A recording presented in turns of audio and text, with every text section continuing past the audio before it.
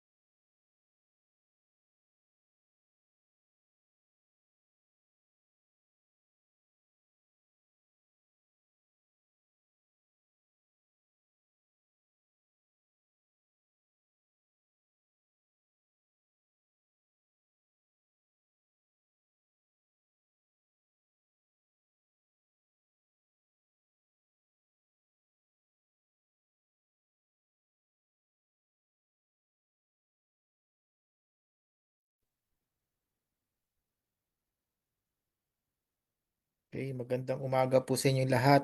Sa naka-live na po tayo sa Facebook. Wala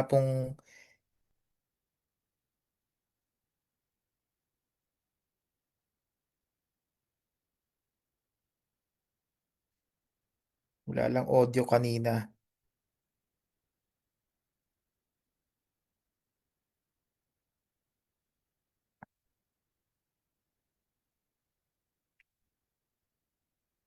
Okay.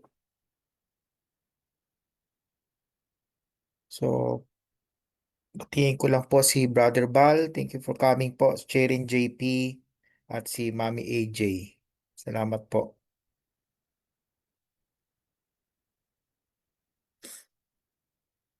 Okay, so magsimula na po tayo para medyo mahaba-haba ang discussion natin mamaya. So pag-aralan po natin ngayon yung Matthew 24 verses 15 to 28. So ang title ko po dito, Be Aware and Ready. So maging mapagmasid po tayo at maging mapaghanda sa nalalapit na pagdating po ng ating Panginoong Hesukristo. Okay? So kung meron po kayong mga Bible, i-turn po ninyo doon sa passage po ng Matthew 24:15 to 28. Binabati rin po natin yung mga nakikinig sa atin sa Facebook Live sa ngayon. Okay? So, manalangin po muna tayo at idulog po natin sa Panginoon ang ating pag-aaralan sa araw na ito. Diyos naming makapangyarihan, salamat po sa katapatan po ninyo. Salamat po sa pagkakataon muli na mag-aral po niyo salita. It's been a while po since mag-Bible study po kami on Zoom. But salamat po kay Panginoon, nagkaroon po kami ng panahon at especially ako po ng panahon para mapag-aralan po namin to bilang grupo, Panginoon, at maipalaganap po namin ang mensaheng ito sa buong mundo sa pamagitan po ng social media. Salamat po, Panginoon, sa inyong mga probisyon, sa inyong mga pagpapala, sa mga nakaraang mga araw, mga linggo, Panginoon. At patuloy po namin kayo pinapapupurihan at pinasasalamatan sa pagmamahal po ninyo sa bawat isa sa amin. Salamat po muli, Panginoon, at itinataas po namin ang inyong mabuting pangalan. Kayo po'y tunay na makapangyarihan at matapat sa amin. Ito po ang panalangin ko sa pangalan ni Jesus. Amen. Okay? So, be aware and ready po. Matthew 24:15 to 28. Okay? So, dito po makita po natin yung pagpapatuloy ng ating pag-aaral sa Mateo 24, yung itinuturo po ng ating Panginoong Hesus sa kanyang mga disciples, sa kanyang mga tagasunod. At dito po sa 15 to 28, tatalakay po natin yung mangyayari po sa panahon ng tribulation period. Pero kung gusto po ninyong matutuhan mas malalim yung tinatawag na tribulation period, maganda po basahin po ninyo sa Revelation chapter 6 hanggang sa chapter 19. So medyo mahaba po yun. Pero nandun po ang mga mangyayari during the tribulation period. Okay? So dito po parang ito po yung summary. Ano po yung mga mangyayari during those times, at ang importante po dito yung lesson po na itinuturo po ng ating Panginoong Sus para sa atin, no? Tandaan po natin, ang Biblia po ay hindi po lamang sinulat para sa mga na magbabasa o mga readers o listeners during the time of the Bible, na sinulat po ang Bible, kundi para din po sa atin. Kaya nga po napaka-importanting aklat po ang ating pong Biblia, ang banal na salita ng Diyos. Okay? So, pag muni-munihin po natin una-una, kung halimbawa po, diyan po sa Pilipinas o sa ibang lugar sa mundo, meron pong warning, no, na isang disaster. Ah, Iba-iba po. Dito sa North America, ay pwedeng heavy snow, pwede pong mga tidal wave, no, tsunami, yung malapit mo sa mga coast, sa mga tubig, o pwede rin earthquake, no, na lagi po nangyayari sa buong mundo, no, itong mga nakaraang mga buwan. Okay? So, halimbawa po may disaster, no? Siyempre po, pag may mga disaster na ganyan, nagkakaroon po ng mga warning. Okay? So, pag may mga warning, ano po ang dapat natin gawin? Siyempre po, pagmamasdan po natin yung mga signs na yon, at siyempre maghahanda po, no? Binibigyan tayo ng paghahanda ng mga authorities para po sa mga disaster na yon. Okay? At tayo po, kailangan po nating paghandaan din po ang ating mga sarili, ang ating pamilya, kung paano po natin ayusin po ang ating mga sarili kung sakaling dumating yung mga disaster na iyon. So, ang Panginoong Hesus po, ganun din po ginagawa niya sa mga disciples po during that time. Okay? So, ine-urge po niya yung mga tagasunod po niya na maging mapagmasid at maging handa. Okay? So, yan ang tatalakayin po natin sa araw na ito. Paano po tayo magiging mapagmasid at paano tayo maghahanda sa darating na mga disaster. At ito pong disaster na ito, hindi lang po ordinaryong disaster.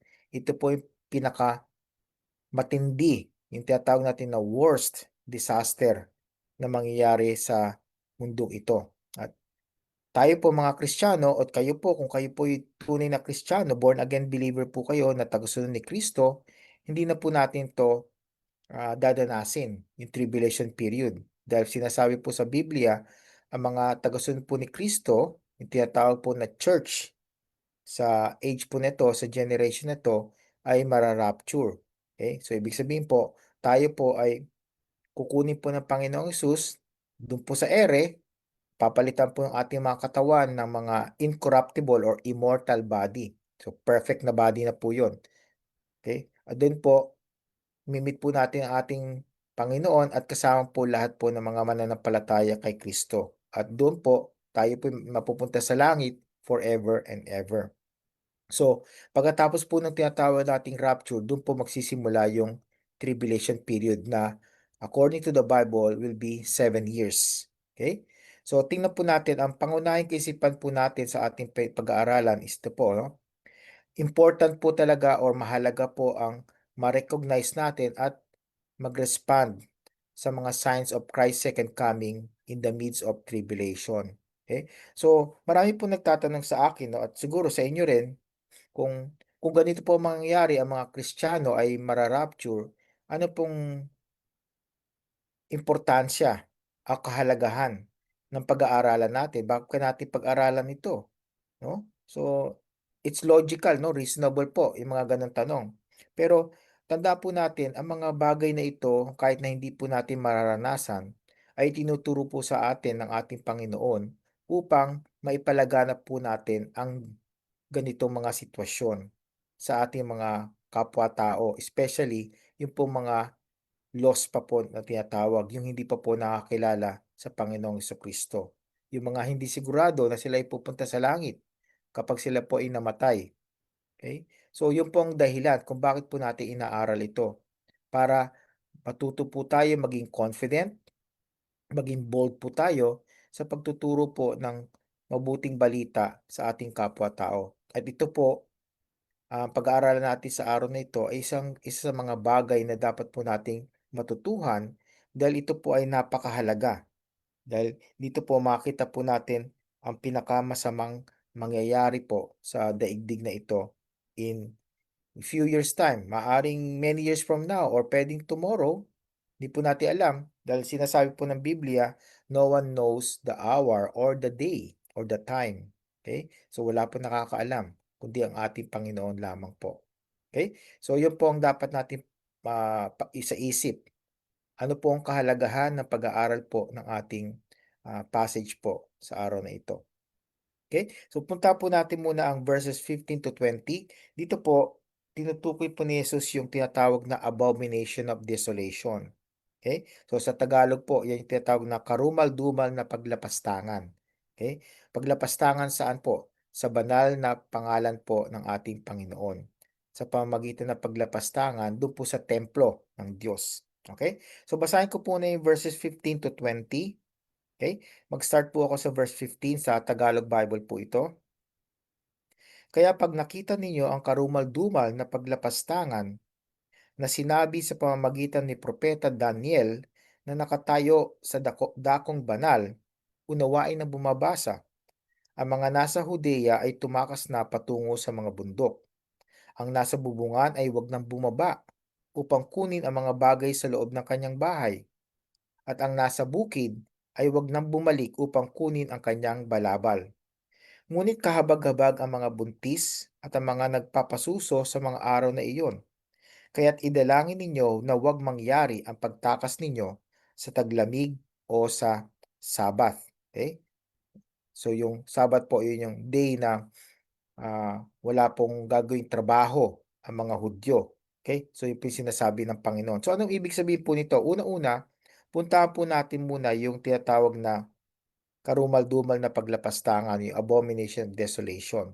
Okay? So ito po spoken of by Daniel the prophet sa Daniel chapter 9, 23 to 27. Okay? So dako po muna tayo doon sa propeta Daniel sa Old Testament po yun.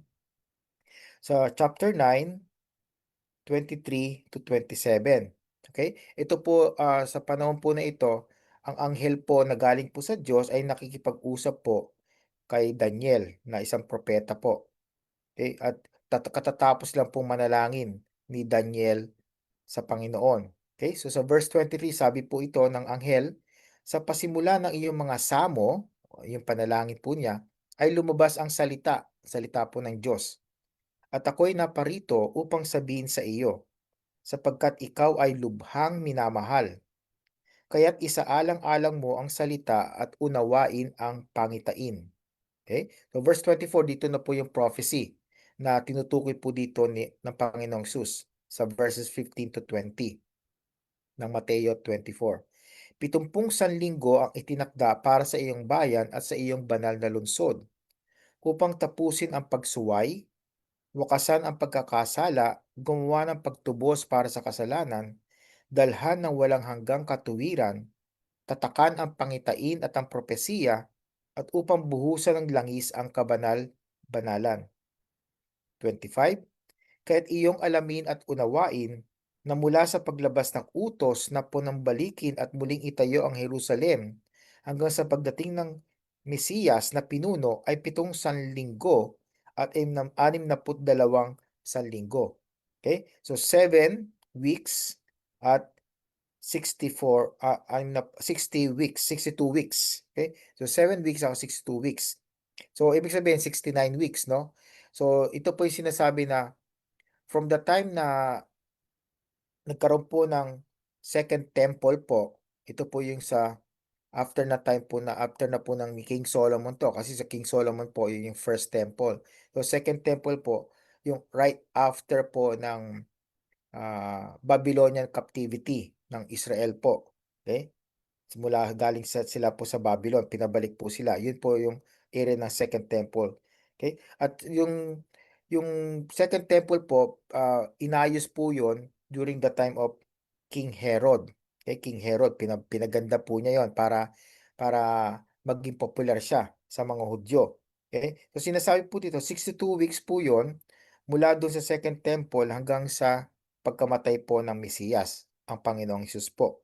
Okay? So sabi po dito, ito'y muling itatayo na may lansangan at kuta sa makatuwid ay sa mga panahon ng kaguluhan. Okay? So 26. Pagkalipas ng 62 sanlinggo, ang Mesiyas ay mahihiwalay at mawawalan. Okay? Ito po yung mamamatay po si Kristo.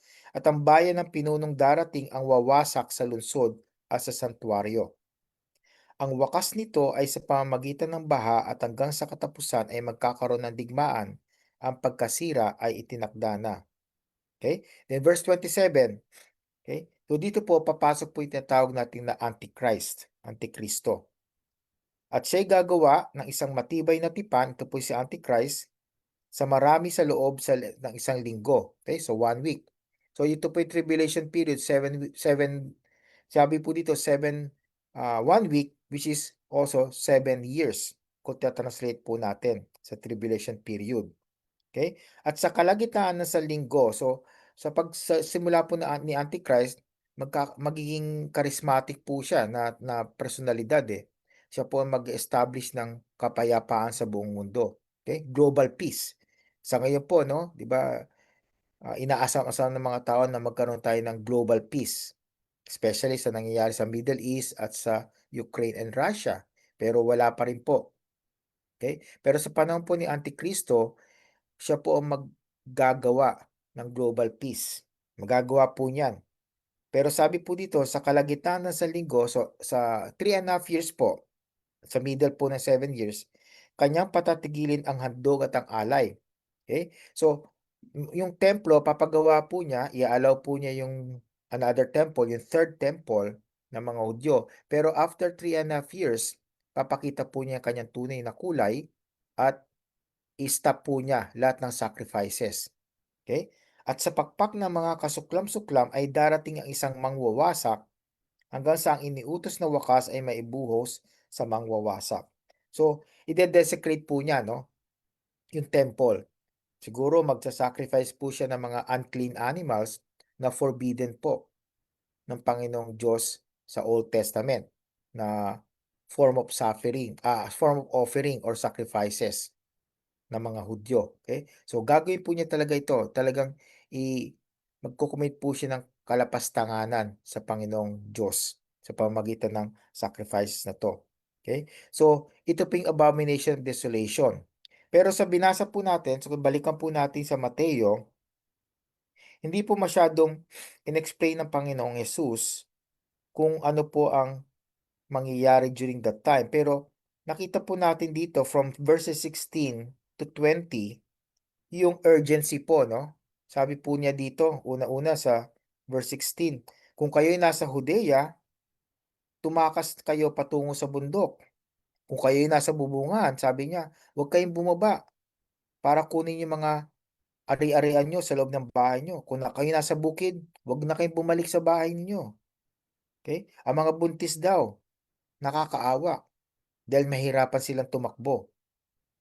Kasabi niya sa verse 20, idalangin nyo na huwag mangyari ang pagtakas ninyo sa taglamig o sa sabat, sa winter time. Taglamig. Mahirap po dahil mahirapan silang tumakas. O sa sabat, kasi sa sabat, pinagbabawal po silang lumakad o tumakbo na napakalayo. Pagka more than 500 meters, bawal po yun. So, ang point po din ng Panginoong Hesus dito, hindi po yung mga rules about the Sabbath or anong pang bagay. Ang sinasabi po niya dito na lesson is flee without delay para po ma-avoid yung impending destruction. Kasi ito yung sa kalagitnaan po ng tribulation period, yung 3.5 years, doon po papakita ng Antichrist ang kanyang kasamaan na siya po talaga ay galing po sa demonyo. Ang kapangyarihan po niya ay galing sa Satanas.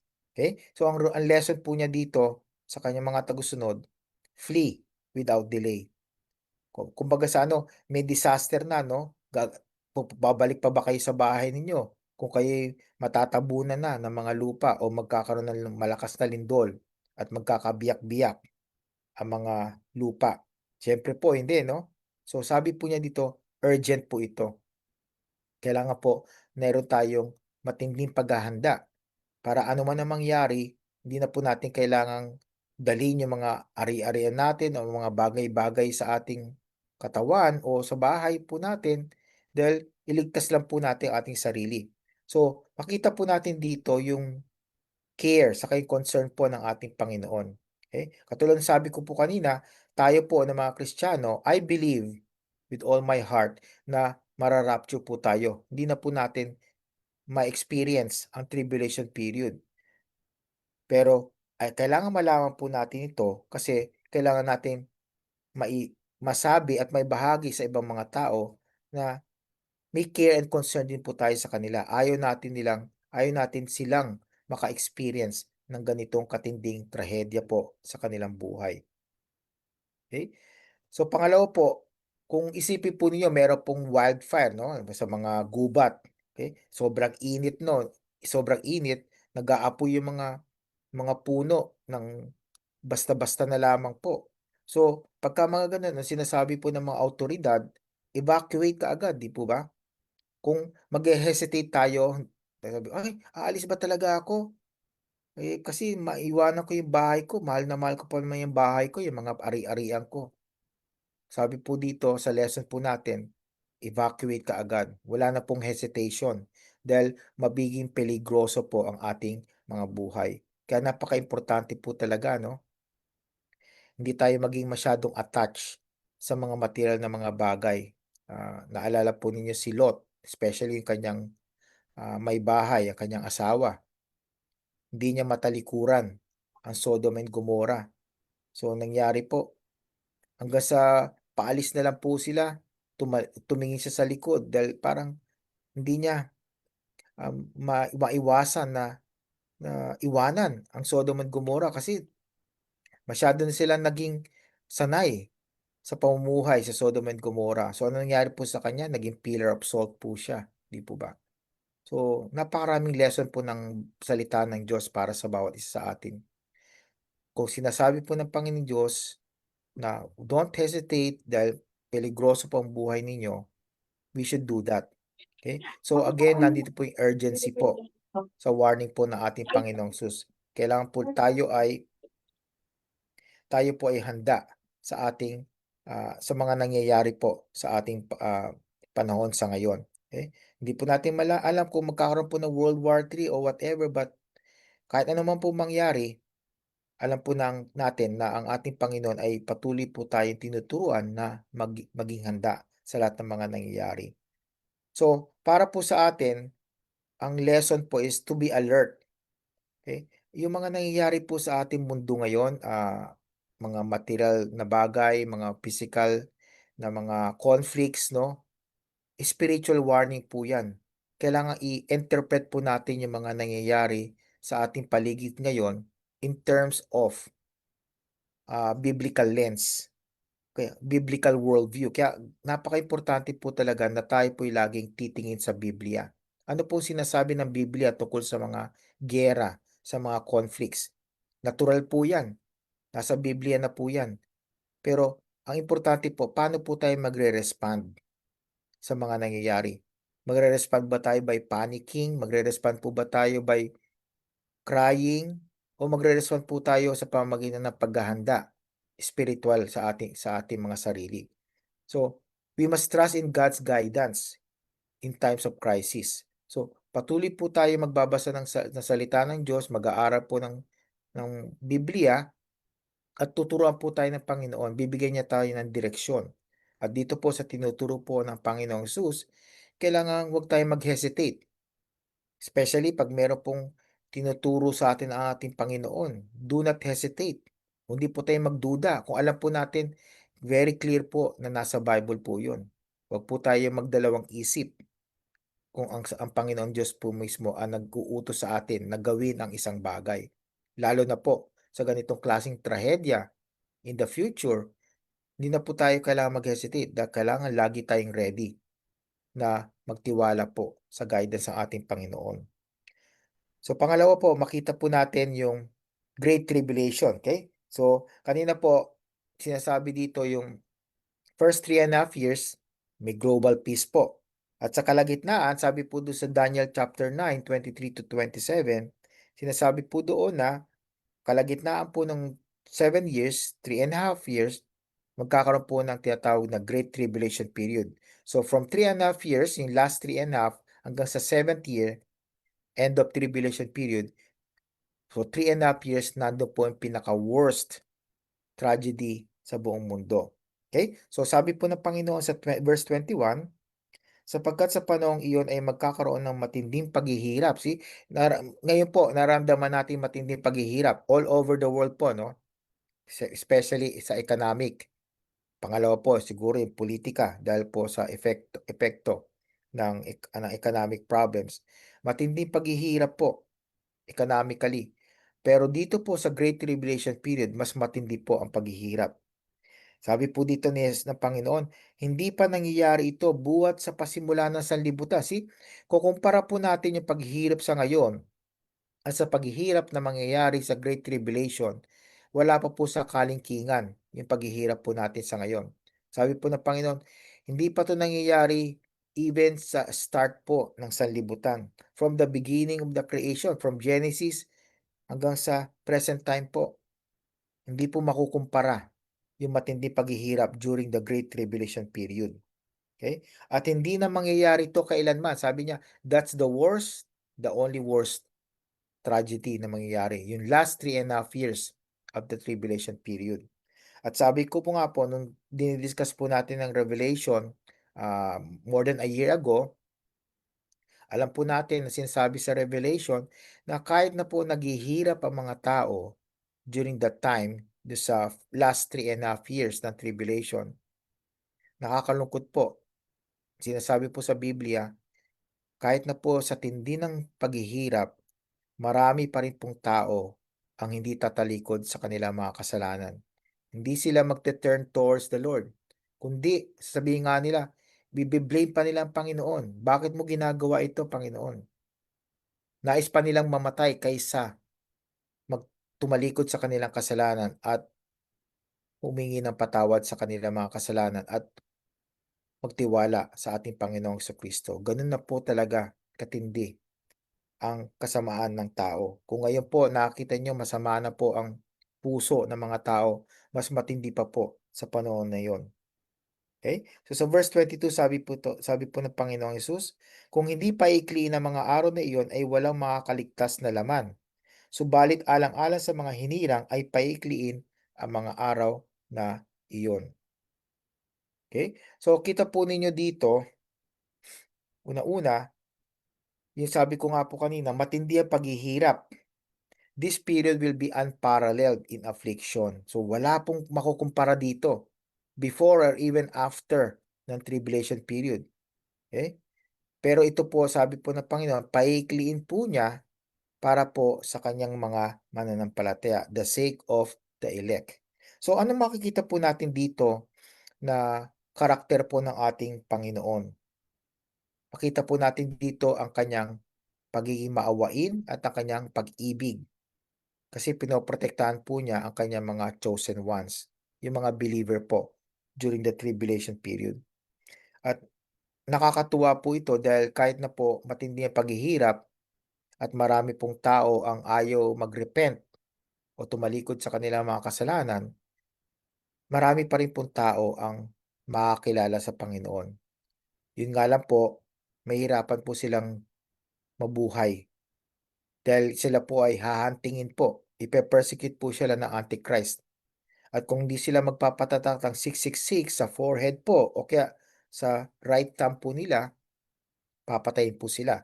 So, yung ibang mga tao po doon na magiging Kristiyano, gagawin po nila, they will go underground, no? Hahanap po sila ng escape sa Antichrist. At marami pong makaka-escape. Dahil pagkatapos ng tribulation period, yung tinatawag na millennium period, yung reign of righteousness ni Jesus for 1,000 years dito po sa earth, then ibig sabihin marami pong maliligtas. Although marami rin pong papatayin ang Antichrist.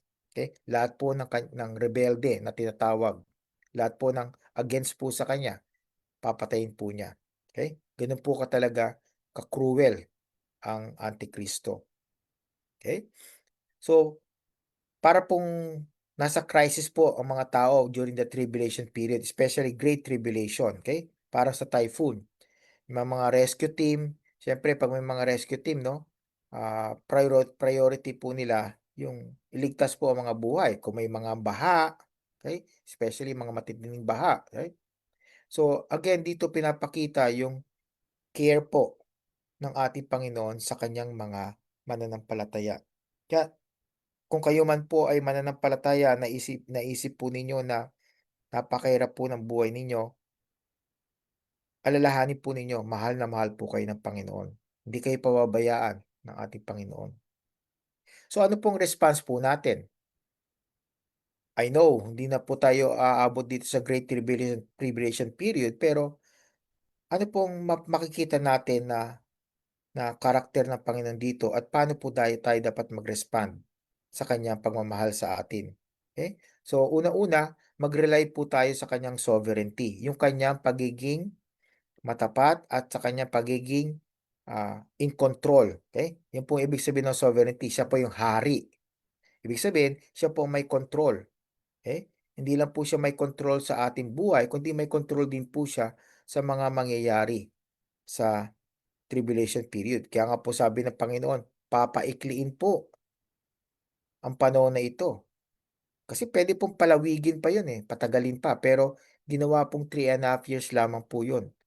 Una-una, para matest din po yung tunay na tagasunod po niya. At pangalawa, mabigyan ng pagkakataon yung ibang mga tao na tumalikod pa rin sa kanilang mga kasalanan. So, both ways, no? Two ways po ang benefit.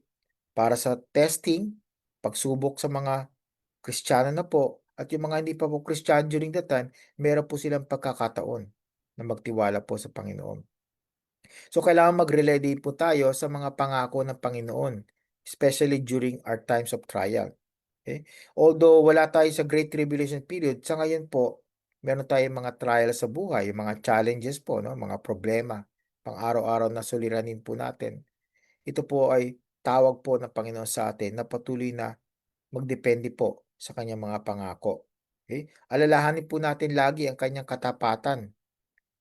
From Genesis hanggang sa kaduluduluan po ng Biblia sa Revelation, kikita po niyo talaga ang pagmamahal ng Diyos sa bawat isa sa atin. Mahal po niya lahat ng tao, pero mas mahal po niya especially yung mga nananampalataya po sa Kanya. So, huwag niyo pong kalilimutan yan. Ang Panginoon po ay matapat po sa inyo. Meron pong mga panahon na tayo po ay hindi matapat sa Kanya, di po ba? Pasaway tayo, matigas ang ulo natin, pero hindi tayo pinababayaan ng ating Panginoon. Nandun pa rin po ang kanyang pagmamahal. Minsan, ang pagmamahal po niya, pinapakita po niya sa pamamagitan ng pagdidisiplina sa atin. Parang pagdidisiplina po na isang magulang sa kanyang mga anak. So, ganun po ang pagmamahal ng ating Panginoon.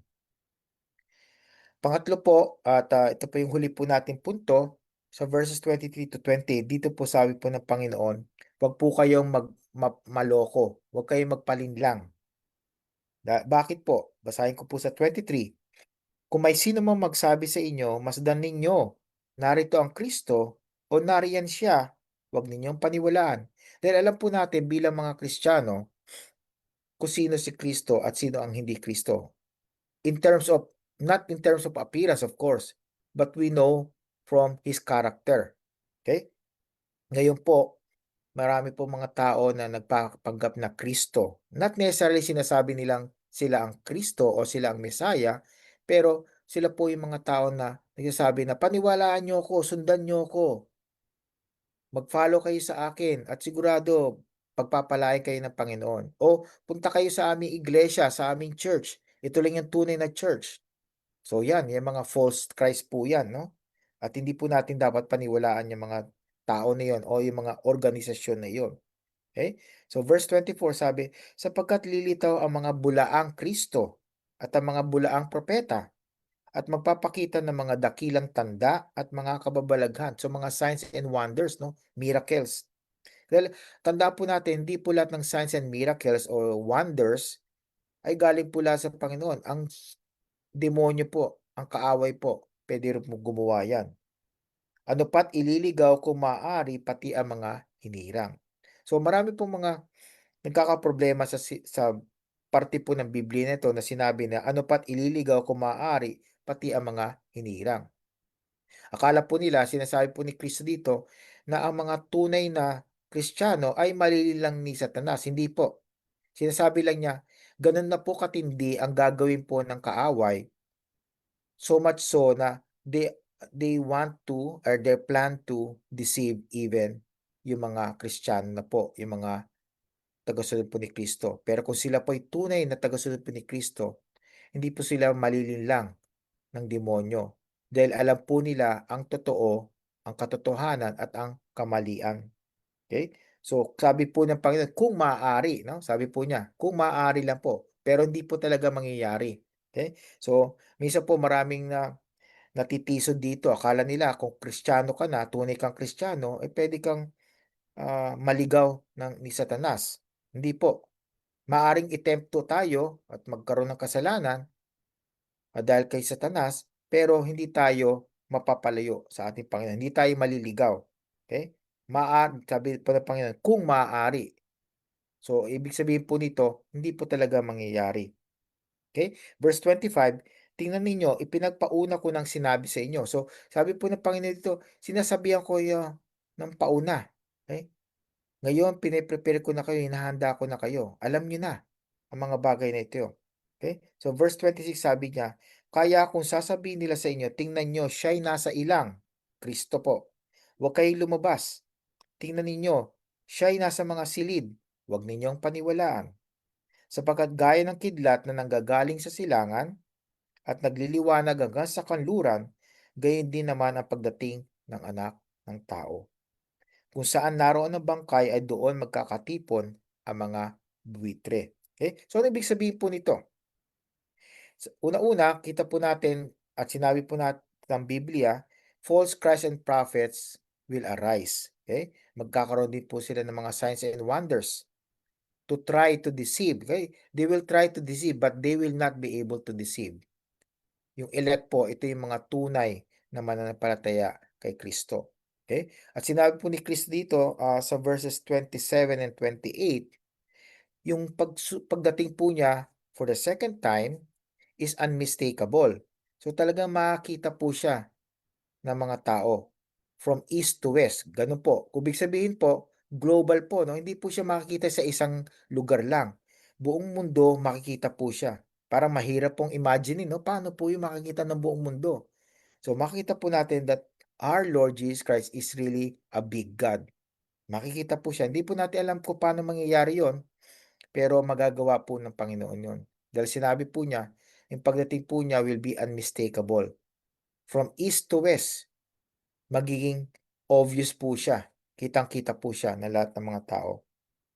At kung saan naroon ang bangkay, doon magkakatipon ang mga buwitre. Ito po ay warning po Okay? Ang Panginoon. Dahil sa end of tribulation period, yung 7 years po, alam po natin, doon po yung mangyayari ang tinatawag na Battle of Armageddon na sinasabi po sa Revelation chapter 19.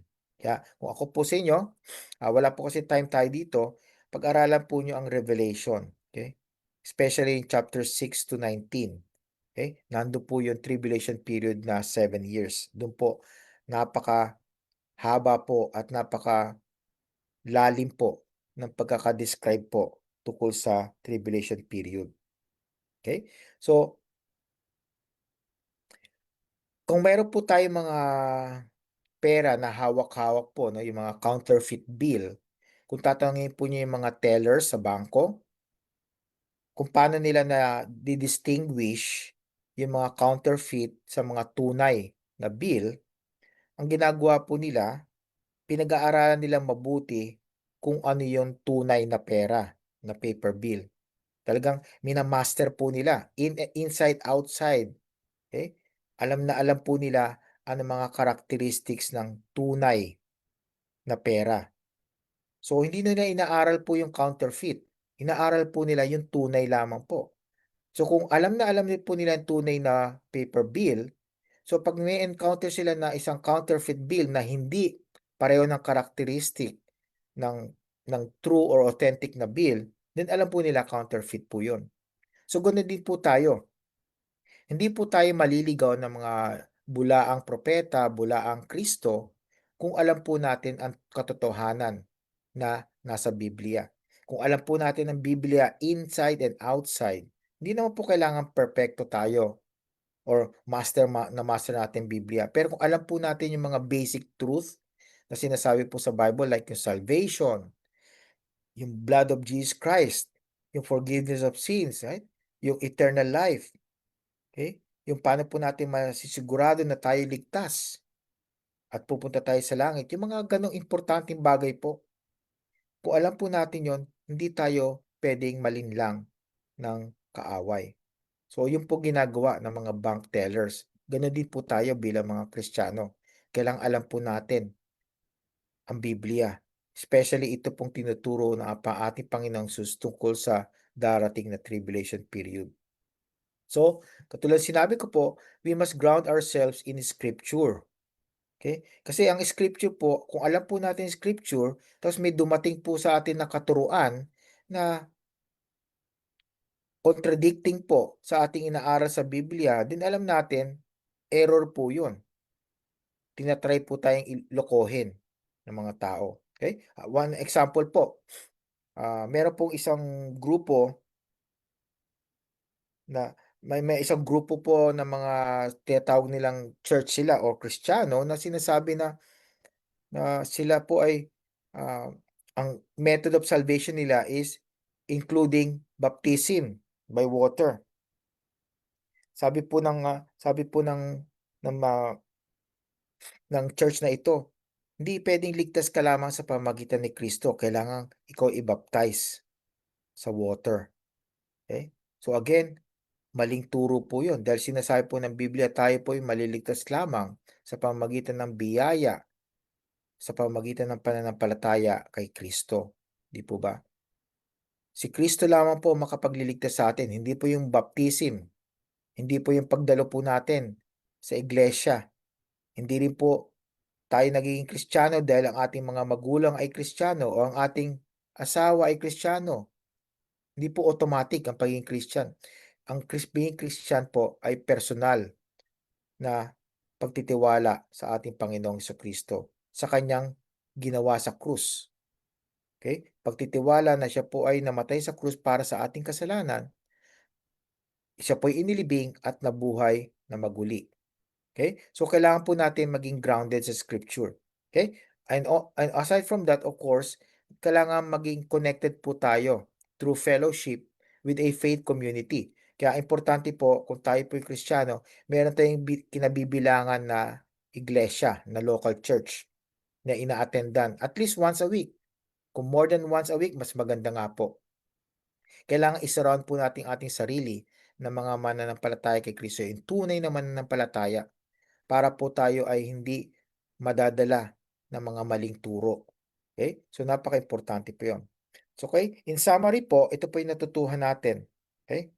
Una-una, tinuruan po tayo ng ating Panginoon Jesus sa pamamagitan po ng ating pinag-aralan sa araw na ito to recognize, okay, yung signs of the times.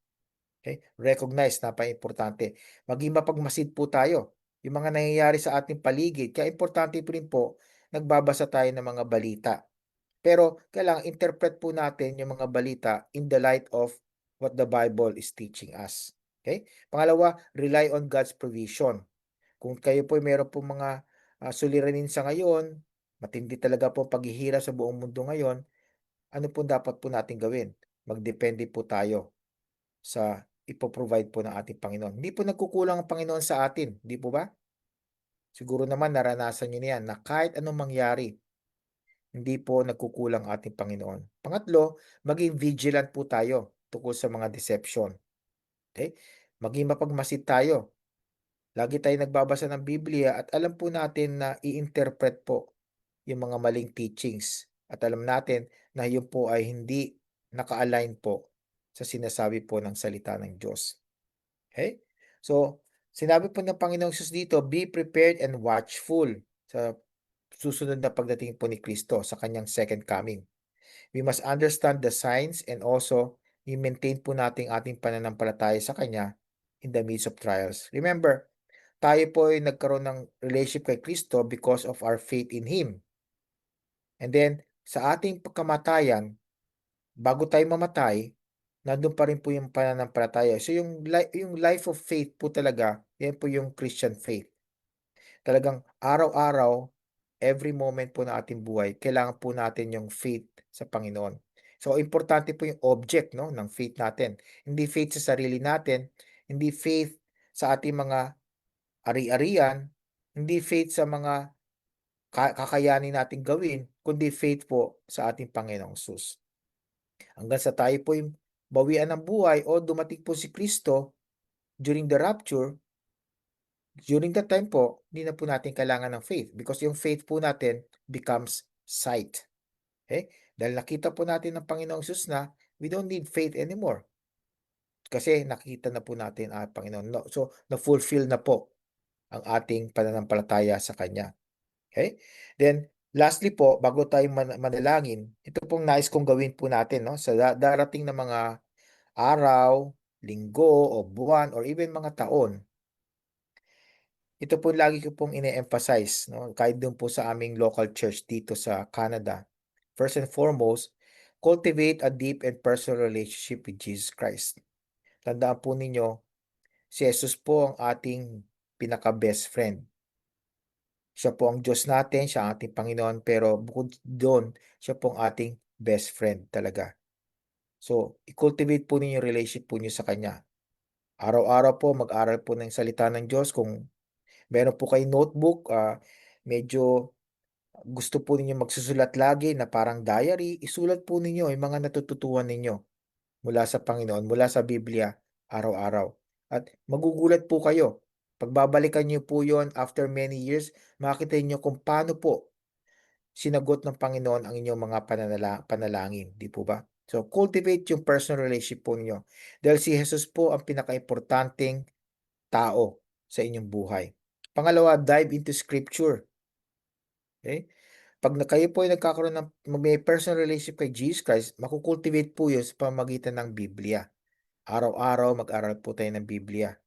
Mag-memorize nga po tayo. Kung kaya po ninyo mag-memorize po tayo ng mga verses. And then, lastly, katulad sabi ko kanina, mag-fellowship po kayo sa isang tunay na Christian church. Okay? So, syempre, malaking tulong po yun, imbestigahan mo po ninyo yung church na yun. Ano yung mga tinuturo nila at kung yun po ay align po sa salita ng Diyos. So, ganun po. Personal relationship, dive into the Bible, dig deeper po. Hindi lang po yung mga superficial o shallow lang po na pag-aaral. Talagang malalim po. At of course, i-apply po niyo sa buhay niyo, ipamuhay po ninyo. Okay? At pagkarang meron kayong mga kinabibilangan na iglesia, mag-join po kayo sa mga fellowship, sa mga prayer meeting, mga Bible studies nila, small groups, discipleship groups, kasi yun po yung makakatulong po sa inyong pag-grow. At yun po ang makagiging safeguard po ninyo sa mga deception na galing po sa kaaway. Okay?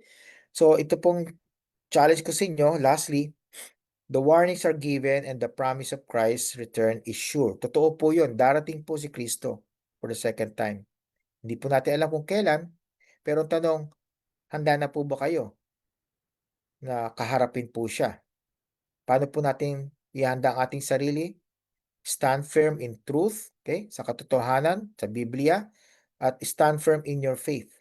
Patuloy po ninyong pagtiwalaan ng Panginoon. Dahil siya lang po ang pwede natin pagkatiwalaan sa buong mundo sa ngayon. Hindi natin pwedeng pagkatiwalaan sarili natin.